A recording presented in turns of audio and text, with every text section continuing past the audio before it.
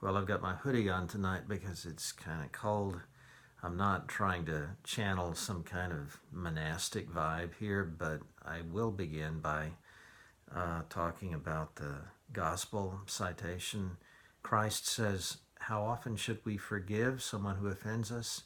7 times, yea, 70 times 7." In other words, indefinitely. There's no limit to the amount of times you should forgive. And, I worked with a guy shortly before my retirement who was in the philosophy department, but he was a very religious man. And I knew that he had written 2 or 3 articles specifically on the subject of forgiveness. And I asked one of his students once, well, what does this professor say about forgiveness? When should you forgive people? And the answer was, always. Well, there's obviously uh, a lot of, in the Christian community, a lot of support for the belief that we should just categorically forgive anyone who forgives us. I mean, you can't beat the citation from Christ, can you? But you see, I think that needs a little further parsing. We take these things and just assume that we know what they mean. We're familiar with the words of the translation, and the words just say what they say, and there's nothing more to ask about it. What I've been trying to do in these videos is to take a philosophical approach, a metaphysical approach. I'm not trying to get away from the Gospels, but then I think the Gospels are ultimately reasonable about moral matters. I don't think there's anything in the Gospels that grates against our natural feeling of what should be right. So this does present a bit of a problem to people like me because, well, I think I've mentioned this in a previous video, but I'm going to mention it again. I used to live in Texas, and I used to watch Telemundo a lot in those days, and I recall the case of Alejandro Marti, who was a very wealthy businessman, and he had a son named Fernando. Fernando was taken to school every day in a limousine with a chauffeur and a big burly bodyguard because his father, Alejandro, knew that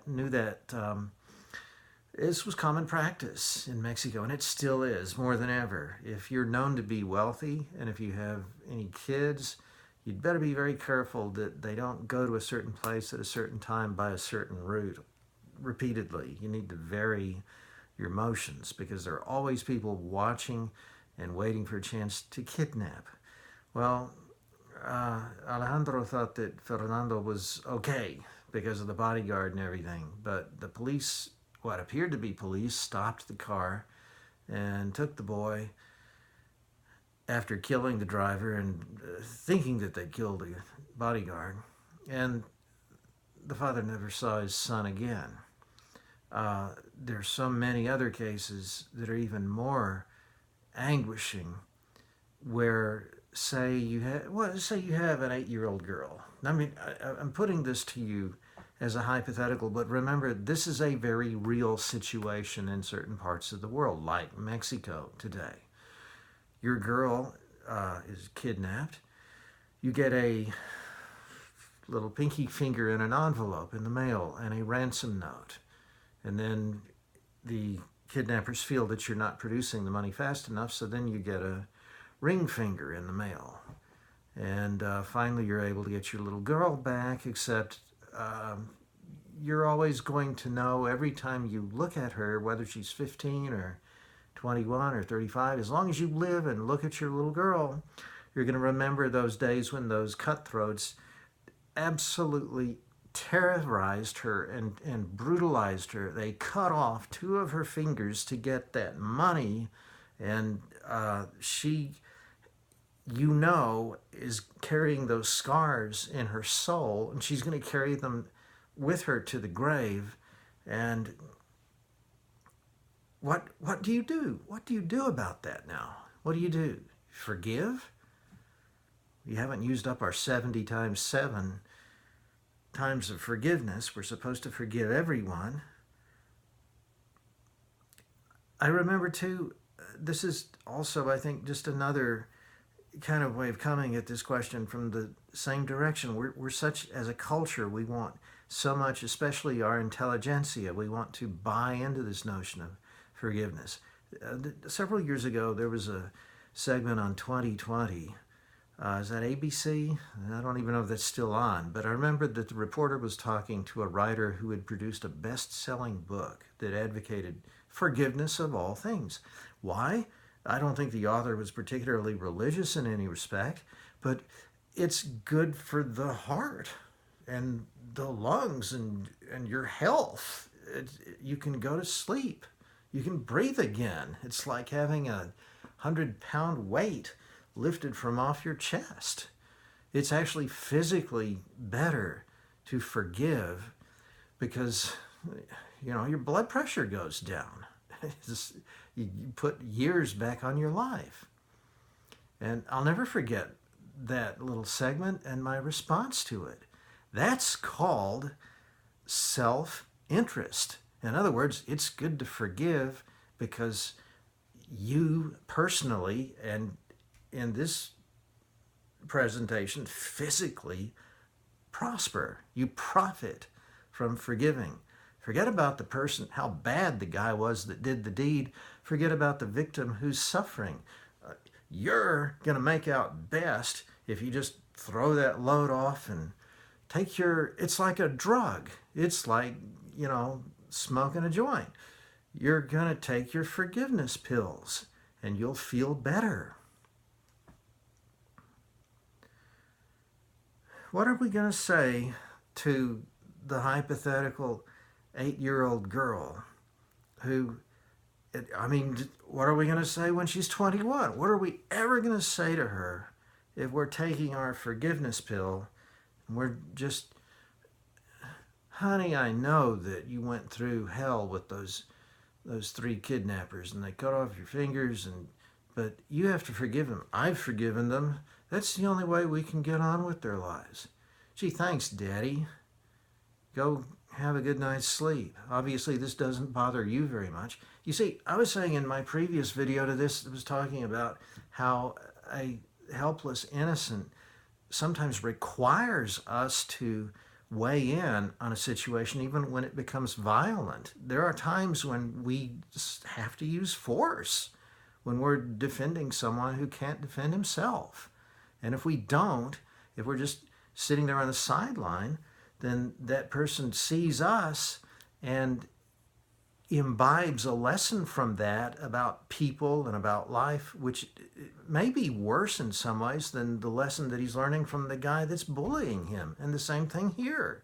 The girl has been an atrocity has been committed against her, and she's looking to the rest of the world to have somebody tell her, this isn't right.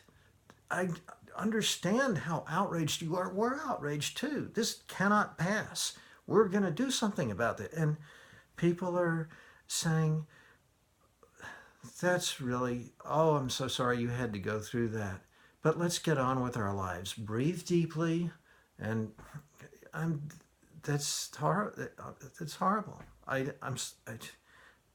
That's horrible. So, but what about 70 times 7?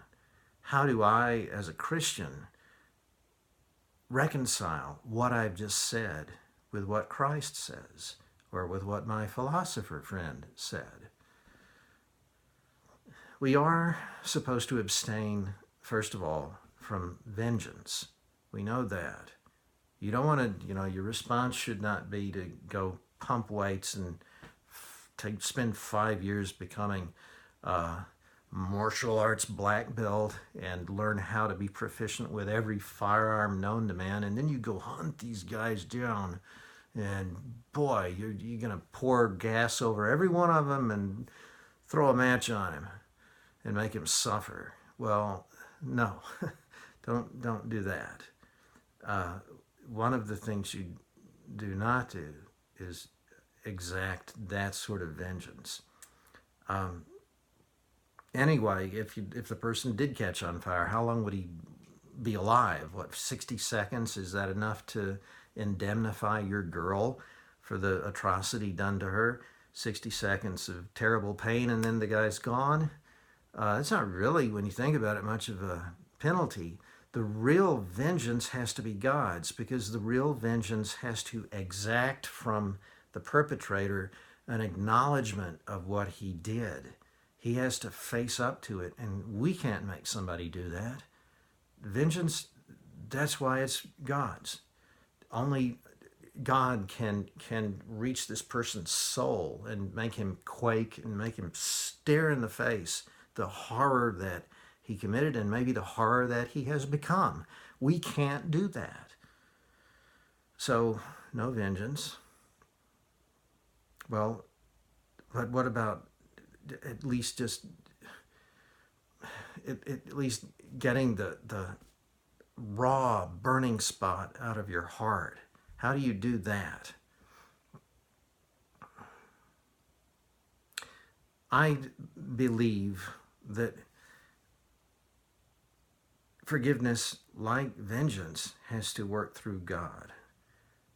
I cannot forgive somebody who does not petition me for forgiveness. If he doesn't ask me for forgiveness, I can't extend it to him. He has to, there's a middleman here, and it's God. There's an intermediate party. The person who has wronged me or wronged my little girl has also wronged God. In fact, God, the creator of all goodness, the author, the source of all goodness, is really the primary party who's been offended here. It's God who's offended first. The bad guy has to feel bad about what he did, and that has to involve a contact with the author of goodness, and then he approaches me, and then, yes, it behooves me to forgive him. Could I forgive somebody who committed the kind of atrocity that I used as an example? Well, I don't. I guess I would have to really, really try if I felt that his forgiveness was really, really sincere. Maybe he was so high, so doped up that he didn't really know what he was doing, and maybe that's part of the forgiveness that he petitions for. On the other hand, maybe he's facing some kind of sentencing hearing that could involve the death penalty, and maybe he's giving some kind of public repentance so that he gets a lighter sentence or something like that.